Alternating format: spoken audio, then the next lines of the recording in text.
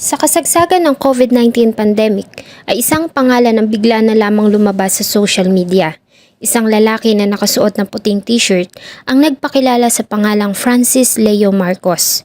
Una siyang nakita sa social media habang inuutusan niya ang ilang mga delivery trucks na may mga kargang sako-sakong bigas para ipamahagi sa mga naapektuhan ng lockdown. Ang kanyang ginawang charity works ay talaga namang umani ng mga positibong reaksyon sa social media at agad na humakot ng hundreds, thousands, and even millions of followers. Marami siyang mga naging tagahanga at taga-suporta, lalo na yung mga taong aktwal na naabutan ng kanyang tulong. Isa ang lalaking nagpakilalang Francis Leo Marcos, ang tinagurian ng maraming mamamayan ng ating bansa na bayani noong kasagsagan ng pandemya. Lalo pang umingay ang social media nang simulan niya ang kanyang Mayaman Challenge kung saan ay hinamon niya ang mayayamang tao na lumabas at mag-donate para sa mga nangangailangan. Ngunit taong 2020, ang nasabing Good Samaritan sa harap ng media ay nakitang nakaposas dahil sa ginawang pag-aresto dito ng National Bureau of Investigation. Bakit kaya ang isang tinaguriang bayani ng mga mahihirap ay naging isang kriminal at kasalukuyang nasa loob ng kulungan? Sino si Francis Leo Marcos o Norman Mangusin? Samahan niyo po akong kilalanin at himayin ang mga kasong isinampa ng National Bureau of Investigation laban kay FLM o Norman Mangusin. Bago ko po simulan ang ating story, sa mga bago po sa channel ko, please hit the subscribe button at pakipindot na rin po ang ating notification bell para ma-notify kayo sa mga bago nating upload na videos. Si Norman Antonio Mangusin, aka Francis Leo Antonio Marcos o FLM, ay ipinanganak noong September 29, 1979. Saan? Yan ay isa pa ring malaking katanungan. May mga report kasi na nagsasabi na siya ay pinanganak sa Baguio at may ibang report naman na siya ay pinanganak sa Bulacan. Ang kanyang mga magulang ay sila Gilbert Alejandro Mangusin at Remedios Antonio Mangusin at ikinasal sa kanyang asawa ni si Mayu Murakami. Taong 2013 ay sinubukan niyang tumakbo bilang senator ngunit hindi ito pinayagan ng COMELEC dahil sa siya ay 33 years old pa lamang. Ng mga panahong iyon, ang minimum age requirement para sa senatorial candidate ay 35 years old. Ayon sa kanyang sariling naging pahayag sa social media, ay anak siya ng pumanaw na si Dr. Pacifico Marcos, ang nakababatang kapatid ni former President Ferdinand Marcos Sr. Ito umano ay pinagtapat sa kanya ng ina noong tumuntong siya sa edad na 17. Ngunit ang nasabing pahayag ay tinuligsa ng mga Marcos. Ayon sa kanila, ay wala itong relasyon sa mga Marcos. At para patunayan, ay agad na pinaimbestigahan ni dating First Lady Imelda Marcos ang katauhan ni FLM para patunayan na wala itong anumang kinalaman sa kanilang pamilya. Si Imelda sa akin humihingi ng pera, si Bongo sa akin humihingi ng pera, si Amy sa akin humihingi ng pera. Ibig sabihin nasa akin lahat ng kayamanan ng Marcos. Oo, sino Marcos ngayon? Sa kanyang mga video, ay sinabi ni FLM na sinimulan niya ang kanyang sariling philanthropy o pagkakawang gawa noon pang taong 2007.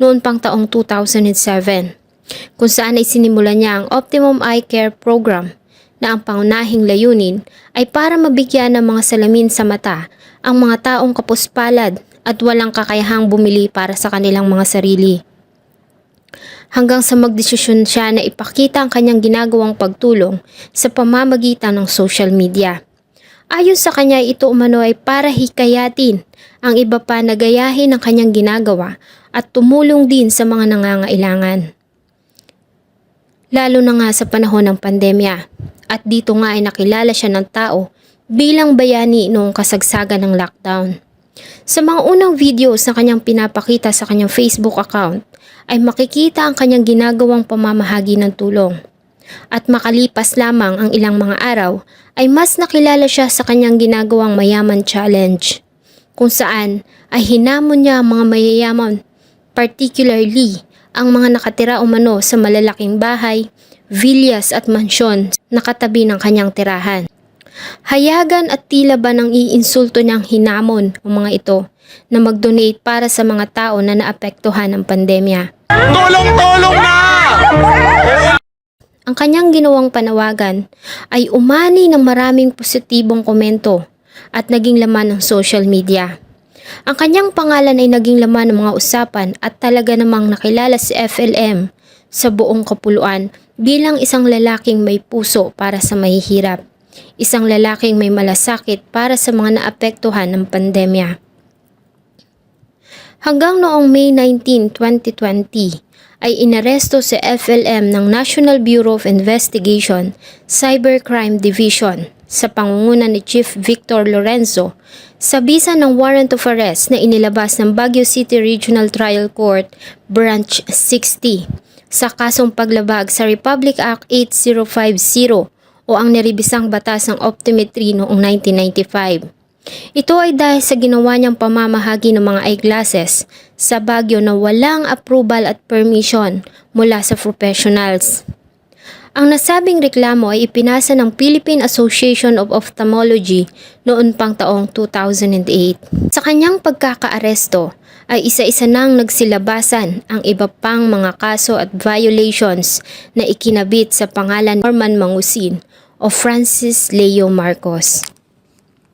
Ako po, wala po akong ginawang hindi maganda. Puro pagtulong lamang ho sa ating mga mamamayan.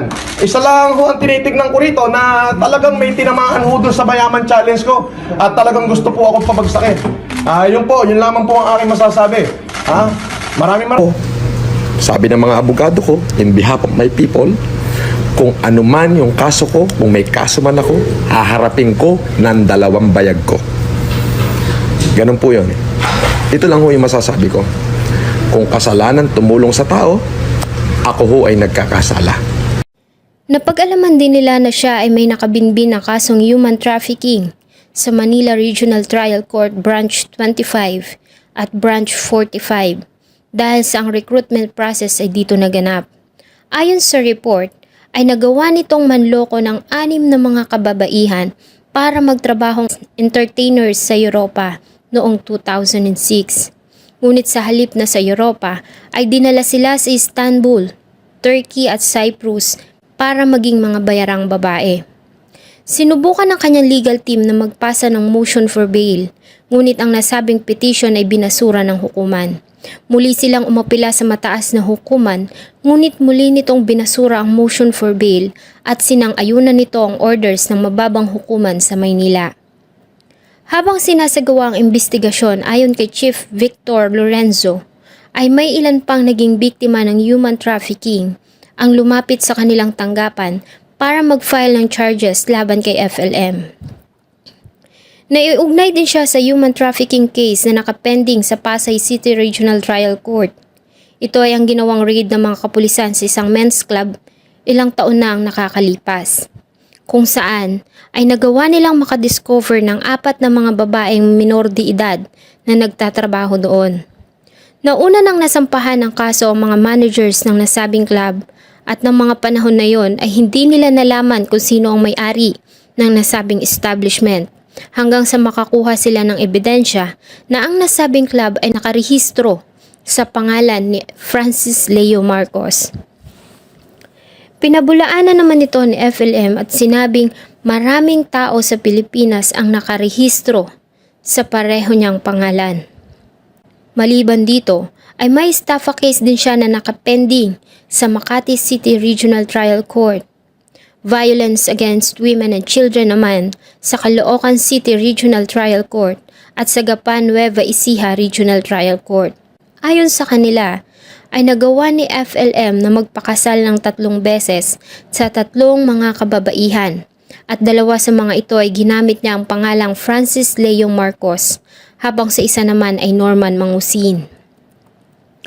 Habang tumatagal ay mas marami ang impormasyon na nahahalukay ng NBI at kinumpirma nila na ang tunay nitong pangalan ay Norman Antonio Mangusin. Ayon sa kanila, ay nagpagawa ito ng peking birth certificate sa pangalang Norman Antonio Alejandro para makakuha ng pasaporte dahil sa may mga criminal record siya sa NBI.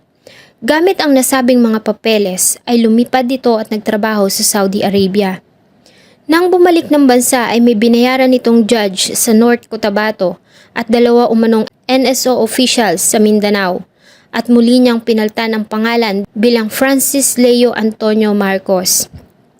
At mula doon ay nagpanggap siya na member ng pamilya ng mga Marcos, kung saan ay nagawa niyang makapanloko ng maraming mayayamang negosyante gamit ang kanyang charitable institution.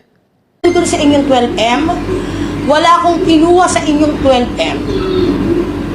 At ang nirelease mong pera sa aking cheque na 800,000 at 400K, alam mo, hulog mo sa utang mo sa akin at may ebidensya ako. Nandito po lahat ng ebidensya ko. Ayon pa sa kilalang social media influencer na si Sian Gaza, ay nakilala niya si FLM noong taong 2015 at 2016 sa Davao City, particularly sa proyektong The Hyan Shirt Project Scam, kung saan na isa umano ito sa kanyang mga naging co-organizer. Gusto ko lamang hong sagutin yung sinasabi ni Sian Gaza. Sian Gaza. Ako kasi yung tao na walang makakalkal na kasalanan. Una higit sa lahat, hindi ako kriminal, hindi ako scammer na katulad mo, at hindi ako mananambong na tao. Siya din ay kinasuhan ng NBI ng kaso ng paglabag sa passport law at ang pagtago sa kanyang tunay na pangalan. Ito ay matapos na makatanggap ng information mula sa tanggapan ng Department of Foreign Affairs o DFA, kung saan ay napag-alaman nila na ito ay gumamit ng 3 magkakaibang pasaporte sa ilalim ng pangalang Norman Mangusin, Francis Antonio at Francis Leo Marcos. Nakatanggap din sila ng certification mula sa Philippine Statistics Office o PCSO na ang tanging pangalan umano na may birth certificate sa kanilang record ay ang pangalang Norman Mangusin. Ang nasabing kaso ay isinampa sa Manila Prosecutor's Office. Samantala, ay nanawagan naman ng Securities and Exchange Commission para itigil na ang operasyon ng mga foundation sa ilalim ng pangalang Francis Leo Marcos o Norman Mangusin na nagsasabing nakarehistro umano sila bilang corporations sa ilalim ng SEC, kung saan ay nangangalap ang mga ito ng donations mula sa publiko. Ayon sa SEC, ang nasabing mga foundation ay wala umanong lisensya at accreditation mula sa kanilang tanggapan at maging sa tanggapan ng Department of Social Welfare and Development. Ayon naman kay FLM ay wala siyang kahit na anumang koneksyon sa mga nasabing organization. Ayon sa kanya, ang mga ito umano ay binuo ng kanyang mga followers kung saan ay ginamit ang kanyang pangalan dahil sa na-inspired niya umano ang mga ito sa kanyang ginawang pagtulong sa mga tao. Sa ginawa din nilang pananaliksik ay napag-alaman nila na ang bahay sa Green Meadows sa Quezon City ay hindi nito pagmamay-ari, taliwas sa mga sinasabi nito sa kanyang social media account, kung saan ay pineflex nito ang malaking bahay at magagarang sasakyan na kanya umanong pag-aari. Ayon sa NBI, si FLM ay nagrerenta lamang sa nasabing bahay kasama ang mayamang negosyante. Taong 2021, sa kabila ng kabi-kabilang mga kaso at akusasyon, ay nag-file ito ng kanyang Certificate of Candidacy para sa legislative post at nasama ang pangalan niya sa 70 tentative list para sa senatorial candidates noong May 2022 election. Ito ay matapos na ibasura ng COMELEC ang petition na nagdideklara na isa lamang umano itong nuisance candidate o panggulo. Ang nasabing petition ay ipinasa ng COMELEC's Law Department. Ayon sa COMELEC's 2nd Division, sa inilabas nitong decision dated December 14, 2021. Si FLM ay isang sikat na social media personality at nagawa nitong maka-establish na siya ay may sapat na suporta mula sa publiko. Ito umano ay sapat ng basihan para mapasama ang pangalan nito sa balota. Ngunit hindi naman ito pinalad matapos na matalo sa naganap na eleksyon. August 30, 2022, sa ginawang inquest proceeding sa kasong paglabag sa anti-alias law ay nag-plead si FLM ng guilty. Ito ay sa ginawa niyang paggamit sa apelyido ng Marcos, gayong ang tunay niyang pangalan ay Norman Mangusin Antonio at nahatulan ng 3 taon na pagkakakulong. Ang hindi ko lang talaga ma-deny, sir, kasi yung Norman Mangusin, hanggang grade 5 ako gamit ko po yun. Gamit ko talaga, kaya hindi ko ma-deny. Talagang lumaki ako, tatay ko si Gilbert Mangusin. Pero nung 17 na ako, nanay ko naman ang nagpalit ng pangalan ko, hindi naman ako. Sa kasalukuyan ay nakakulong siya habang naghihintay ng pagdinig sa iba pa niyang mga kaso. Samantala, ay marami pa din ang naniniwala at tagasunod si FLM at naniniwala sila na ang mga kasong isinampa laban dito ay dahil sa ginawa nitong pagsagasa sa mga mayayaman at maiimpluwensyang tao sa kanyang ginawang Mayaman Challenge. At marami pa din ang naniniwalang inosente ito, lalo na nga mga taong minsan itong natulungan. Sa mga taong nasa lingkuan damdamin ay doon sa aking Mayaman Challenge, ako na may humingi na ng tawad sa inyo eh. Kumbaga, ang layunin ko lang naman dito ay makatulong, hindi para makaperwisyo. Pero ganun talaga, tatanggapin ko yung persecution na walang problema kung ako'y pinapersecute dyan. Sana po ay nagustuhan niyo ang isa na namang kwento na akin pong ibinahagi. Marami pong salamat sa patuloy na pagtangkilik ng akin pong mga videos. Huwag niyo pong kalimutang mag-iwan ng inyong saloobin at suggestion sa atin pong comment section. Thank you so much po and see you on my next video.